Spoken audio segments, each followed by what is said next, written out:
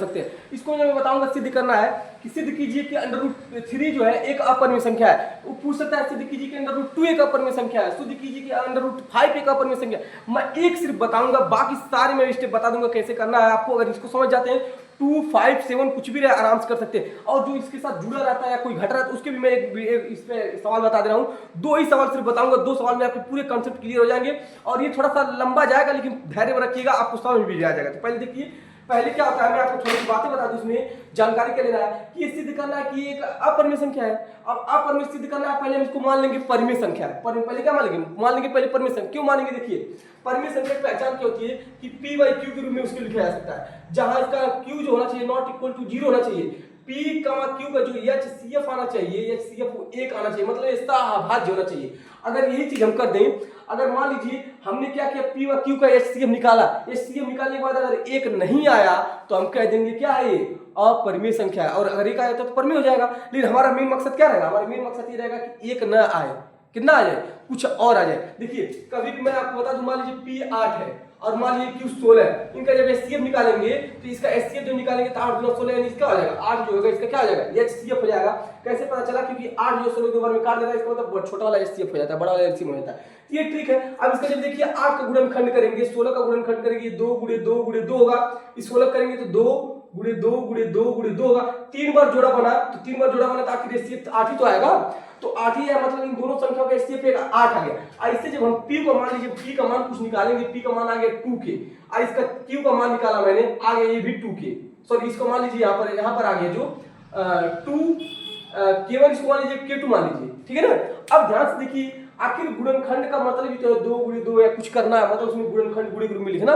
इसका भी जब गुणनखंड करेंगे तो 2 × k1, इसका गुणनखंड करेंगे 2 × आखिर 2 इसमें कॉमन आ गया, वही तो HCF है। तो HCF मान लीजिए कितना आ गया, 2 आ गया। अच्छा, 2 आ गया, इसका मतलब ये क्या हो गया, ये अपरिमेय संख्या होती है। यही चीज हमारा करना रहेगा। मतलब ऐसा अगर आएगा तो ये मत सोचिए कहां से ये आया। अगर आगे वाला दोनों संख्या सेम हो गए तो इसका मतलब HCF 2 आएगा, क्योंकि मान लीजिए इसी का आगे वाला दोनों सेम रहते तो HCF 2 होता। ऐसे यहां से दोनों आगे वाले सेम है तो HCF 2 होगा। हमारा मेन मकसद यहां तक जाना रहेगा। चलिए चलते हैं, देखते हैं कैसे इसको सॉल्व करना है। तो देखिए, पहले क्या लिख देते हैं, सॉल्व कर रहे हैं इसको, लिख देते हैं माना √3 एक परिमेय संख्या है। पहले मान लिया परिमेय संख्या। आज मैं आपको बता दिया हूं, जब परिमेय संख्या है तो परिमेय संख्या को हम p/q के रूप में लिख सकते हैं। तो ये भी जब परिमेय संख्या है तो इसी के बराबर में होनी चाहिए, ये बराबर में होगा। और यहां पर आपको लिखना पड़ेगा, यहां पर ब्रैकेट में बना के लिख दीजिएगा, जहां p व q पूर्णांक है। पूर्णांक मतलब कोई अंक है, पूरा ठीक है ना, कोई अंक है। अब कुछ भी हो सकता है पूर्णांक में। और एक चीज और आपको लिखना पड़ेगा, जो p, q है, इन दोनों का HCF जो आना चाहिए, HCF यानी 1 आना चाहिए, यानी सह अभाज्य, मतलब सह अभाज्य दिखाना रहेगा। तो यहाँ पर देखिए, चलिए लाइन लिखना पड़ेगा हर बार जब ऐसा सॉल्व करना है।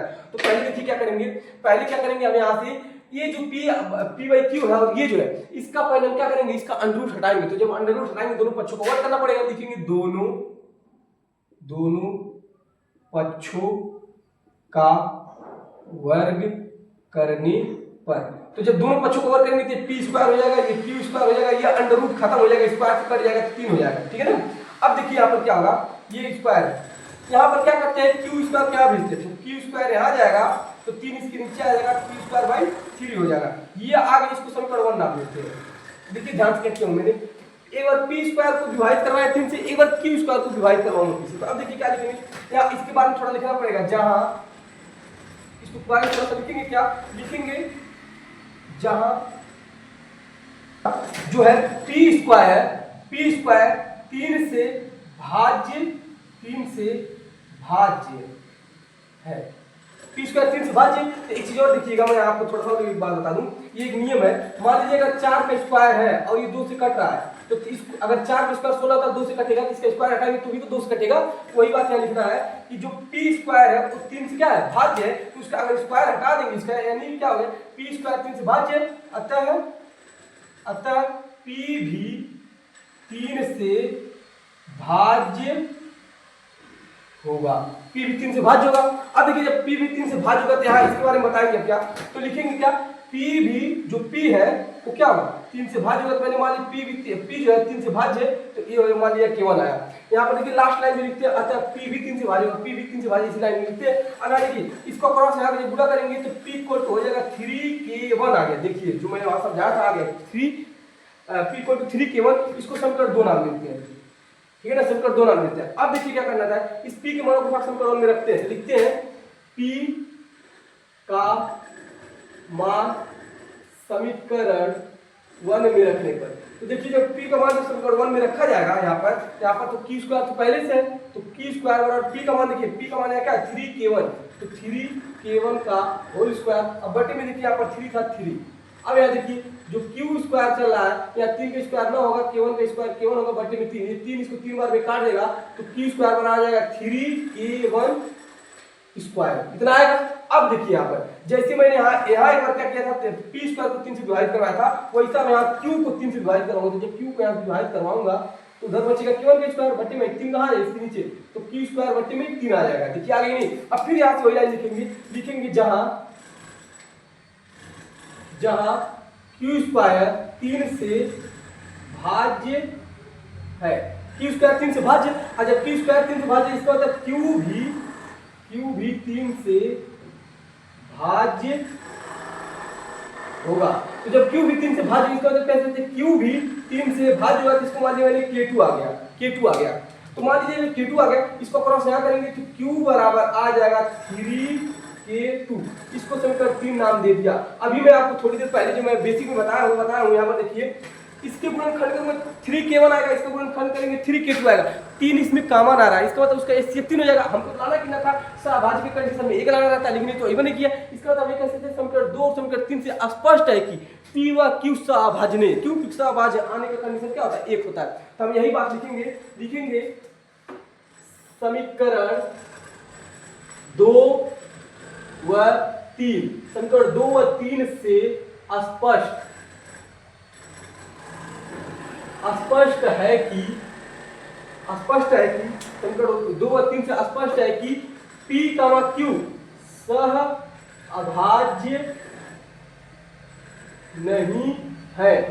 अतः हमारी पूर्व कल्पना गलत साबित हुई।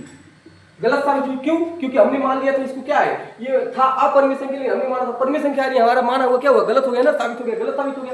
हमारी पूर्व कल्पना गलत साबित हुई, इसलिए √3 एक अपरिमेय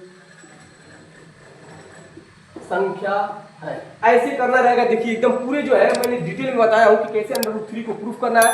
इसी की जगह देखिए अगर 3 कह देता, 2 कह देता तो यहाँ 2 हो जाता, यहाँ 2 हो जाता, यहाँ 2 हो जाता, यहाँ 2 हो जाता, यहाँ 2 हो जाता है, और जहाँ भी 3 दिख रहे हैं यहाँ 2 हो जाता, लेकिन इसका स्क्वायर करते हैं 9 हो जाता, सॉरी 2 यहाँ रखते तो इसका 4 हो जाता, बस यही थोड़ा सा चेंजिंग होता। बाकी यहाँ 3 है तो 2 हो जाएगा, 3 है तो 2 हो जाएगा, 5 रहता सब जगह 5 हो जाता। सोचिए एक सवाल अगर आप लोगों ने इसको बढ़िया समझ लिया तो आपको पूरा √2, √3, √5 भी आराम से लग जाएंगे।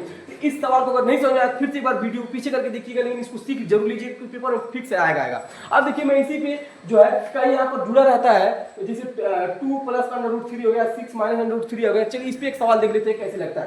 तो ये देखिए स्क्रीनशॉट लीजिए, पहले इसको मैं हटा रहा हूँ, देखिए पहले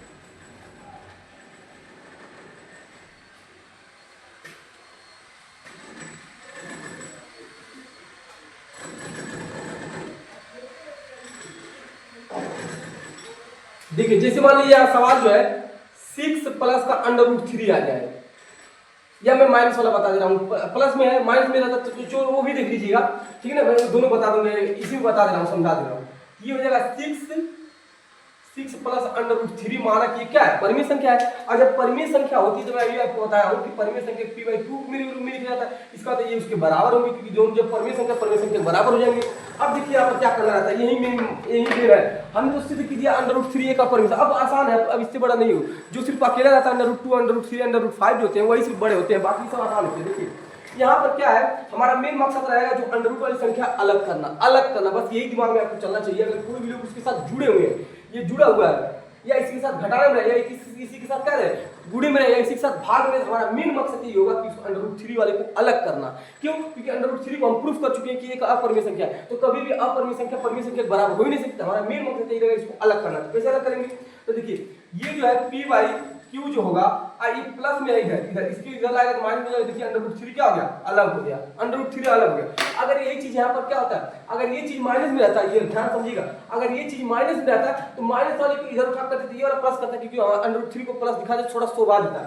ये प्लस में है, इधर लाकर माइनस में था, लेकिन अगर ये चीज माइनस में रहता है, इधर लाकर प्लस में रहता है, इस वाली चीजें को उधर कर लेते हैं। समझ में आया ना? ये माइनस में रहता, अगर इधर लाकर प्लस में करते इस वाली चीज को उधर कर लेते तो √3 तो भी अलग हो जाता। और यहाँ पहले से प्लस था, इसलिए मैंने इसको छेड़छाड़ किया, इसको छेड़छाड़ किया। अब देखिए क्या करना है, अब क्या है, इसका क्रॉस मल्टीप्लाई, जैसे मान लीजिए इसका लसामा से लेके सॉल्व करेंगे, लसामा से लेके सॉल्व करने से अच्छा होता है कि जहां लगा है उधर गुणा कर दीजिए, इधर गुणा कर दीजिए। p माइनस क्या हो जाएगा 6q और बटे में q √3। अब आप थोड़ा ध्यान दीजिएगा, यहाँ पर p जो है पूर्णांक है, मतलब कोई भी नंबर 5 6 7 8 भी कुछ भी आ सकता है। q को मतलब कोई नंबर हो सकता है 2 3 4 5 कुछ भी हो सकता है, लेकिन बटे में नहीं होना चाहिए, पूर्णांक होना चाहिए, एकदम शुद्ध प्योर नेचुरल नंबर। तो यहाँ मान लीजिए अगर हम 5 रख दें और यहाँ मान लीजिए इसका मान 3 मान लें, तो 5 यहाँ होगा, 5 या 5 6 3 18 18 में से अगर 5 जगह माइनस का 13 बचेगा, तो माइनस का 13 बचेगा। और यहाँ पर इसका मान मैंने मान लीजिए 5 माना था, माइनस 13/5 एक पूर्णांक ही तो है। तो इसीलिए इस पूरे भागिय क्या लिखा जाता है, लिखा जाता है p माइनस 6q/q एक परिमेय संख्या है। कैसे परिमेय संख्या की, इसको मैं समझाया, माइनस 13/5 क्या होता है, बटे में तो बटे में परिमेय संख्या, इतना एक परिमेय संख्या है। और जब ये परिमेय संख्या तो इसको ये भी तो परिमेय संख्या, तभी तो दोनों बराबर होंगे। तो लिखेंगे अतः √3 को भी परिमेय संख्या होनी चाहिए, क्योंकि होनी चाहिए क्योंकि तभी दोनों बराबर होंगे। लेकिन हमको तो पता है कि एक अपरिमेय संख्या, इसलिए p माइनस का 6q बटे में q और ये √3 नॉट इक्वल, क्योंकि हमको पता है कि ये अपरिमेय है, तो इसीलिए लिख दिया कि इतना एक परिमेय संख्या आता है, √3 को भी परिमेय संख्या होनी चाहिए। लेकिन हमको पता है एक अपरिमेय संख्या इसलिए कभी बराबर हो ही नहीं सकते। अगर बराबर हो ही नहीं सकते तो आपको ये ड्रामा लिखना है अतः, लिखेंगे अतः, या अतः लिख सकते हैं, ऐसे लिख सकते हैं कि कोई बराबर नहीं हो सकती, इसलिए √3 एक √3 नहीं है, सॉरी यहाँ पर देखिए क्या लिखा है, 6 प्लस का √3 एक अपरिमेय संख्या है। एक चीज और लिख लीजिएगा, ये परिमेय संख्या है, यहाँ ऊपर लिख लीजिएगा अतः हमारी पूर्व कल्पना गलत साबित हुई। क्यों गलत साबित हुई? क्योंकि हमने जिसको माना था परिमेय संख्या है, तो अपरिमेय संख्या। अब यहाँ इंटरेस्टिंग फैक्ट सुनिए क्या है, अगर कोई भी अपरिमेय संख्या है, जैसे मान लीजिए इसको मैं 4 बार बना रहा हूं ताकि आपको समझाने की करना हो, अगर इसके साथ कोई जुड़ रहा है परिमेय संख्या, कोई इसके साथ घट रहा है या जुड़ रहा है, या इसके साथ कोई गुणे में है या इसके साथ कोई डिवाइड में है, तो सारे लोग क्या बन जाते हैं? अपरिमेय बन जाते हैं, अपरिमेय। ये बात है अपनी बारी जो पेपर में हुआ था 2026 में जो पेपर हुआ है, उसने ऐसे ही पूछा था कि मान लीजिए ये जो है ऐसे करके कोई दिया था, सवाल बोला था, ये बताइए कौन सी संख्या है, तो बोलेंगे क्या है? अपरिमेय संख्या। क्यों? क्योंकि अपरिमेय संख्या के साथ कोई भी जुड़ जाए, घट जाए, भाग हो जाए तो क्या है? अपरिमेय संख्या होती है। तो यहाँ देख लीजिए ये सवाल क्या था, छोटा था। तो यहाँ पर ये क्या होगा कि बोला होगा कि परिमेय संख्या कभी भी अपरिमेय संख्या के बराबर नहीं हो सकती, अतः हमारी पूर्व कल्पना गलत साबित हुई, इसलिए 6 प्लस √3 क्या है? अपरिमेय संख्या। और ये मैंने आपको कुछ जानकारी दिया हूँ, ठीक है ना। अगर देखिए यहीं पर सवाल अगर ऐसे रहता, अब मैं देखिए बस 2 ही सवाल जाना था, और देखिए इसको कैसे सॉल्व किया, इसको पहले स्क्रीनशॉट ले लीजिए और वीडियो नहीं समझ में आती है पीछे करके देखिएगा। अब देखिए मैं आपको क्या बता रहा हूँ, अगर मान लीजिए कि यही इसके साथ ये गुणे में रहता है, ऐसे गुणे में रहता, तो यहाँ भी इसके साथ गुणे में आ जाएगा, ऐसे गुणे में आ जाएगा, तो यहाँ भी इसके साथ ऐसे गुणे में आ जाएगा, तो गुणे वाली चीज नीचे आती है, इसका मतलब ये चीजें कहाँ आ जाएगा? नीचे आ जाएगा। तो देखिए फिर हो गया, फिर अब यहाँ ऐसे लिखा जाता है, तब यहाँ लिखा जाता है ये जो चीज लिखा गया है, ये जो चीज आया p/3q जो आया है, ये इसके बराबर आएगा। इसको मतलब लिखेंगे या क्या लिखेंगे? ये लिखेंगे p और बटे में 3q, एक परिमेय संख्या, क्योंकि एक परिमेय संख्या, और ये क्या है? ये एक अपरिमेय, इसको भी परिमेय संख्या होनी चाहिए, लेकिन ये परिमेय संख्या है, बराबर नहीं होगा इसकी, तो हो जाएगा p/3q। देखिए तो वहाँ बाकी लिख देना है कि हमारी पूर्व कल्पना गलत साबित हुई, इसलिए √3 इतना है। देखिए कितना छोटा आया था, बस मैं बोला हूँ ना √2 √5 √3 3 जो होते हैं वही सिर्फ बड़े होते हैं, बाकी सब आसान होते हैं। देखिए ऐसे लगाना है, अगर इसके साथ अगर कोई अगर गुणे में है तो गुणे वाला बता दिया, जोड़ वाला भी बताया, घटाना वाला आपको पता ही हो गया कि घटाना वाला। चलिए देख लीजिए, घटाना वाली देख लीजिए, मान लीजिए आप ये माइनस का 5 है और इतना है, तो पहले आप लिखेंगे माइनस का 5 और ये मान लेना है माइनस का 5 ही क्या है, परिमेय संख्या है। तो आपकी पहले देखिए ये वाला चीज माइनस में है, जब ये वाला चीज माइनस में है तो इसको मैं यहाँ सोल्व कर रहा हूँ, ठीक है ना। अगर ये वाला चीज माइनस में है तो इसको उठा के इधर कर लीजिए तो √3 हो जाएगा, उधर बचेगा हमारा 5, हाई वाला उधर जाएगा तो माइनस का p/q हो जाएगा। इसका गुणा करेंगे तो हो जाएगा 5q माइनस का p बटे में q, आई हो जाएगा √3। एक चीज ध्यान रखिएगा, x बराबर 2 लिखिए चाहे 2 बराबर x लिखिए, बात एक ही, वही कंसेप्ट मैं लगा रहा हूँ। तो आप सोच रहे होंगे कि एक बार 3 यहाँ लिखिए फिर और कैसे लिख दिए, तो लिख सकते हैं ये 5q, ठीक है ना, 5q माइनस का p इधर रहेगा बटे में इधर, लेकिन हम इधर तो पलट के लिख सकते हैं, वो चीज होता है, ठीक है ना। अब यहाँ पर देखिए इसके बारे में लिख देना है ये एक परिमेय संख्या है, तो इतने को भी एक परिमेय संख्या होनी चाहिए, लेकिन है ही नहीं, तो लिख देंगे यही लैंग्वेज यहाँ लिखेंगे कि इतना एक परिमेय संख्या है तो इतना को भी एक परिमेय संख्या होनी चाहिए, लेकिन ये दोनों बराबर है नहीं, अतः हमारी पूर्व कल्पना गलत साबित की, इसलिए 5 माइनस √3 एक क्या है, परिमेय संख्या है। तो ऐसे आपको सवाल में पूरा इस टाइप को बता दिया, इस टाइप में एक फिक्स सवाल आएगा, इसलिए मेरी बात मानिएगा, इसको पढ़कर जरूर जाइएगा, पेपर में आएगा ही आएगा। तो चलिए मिलते हैं नेक्स्ट वीडियो में।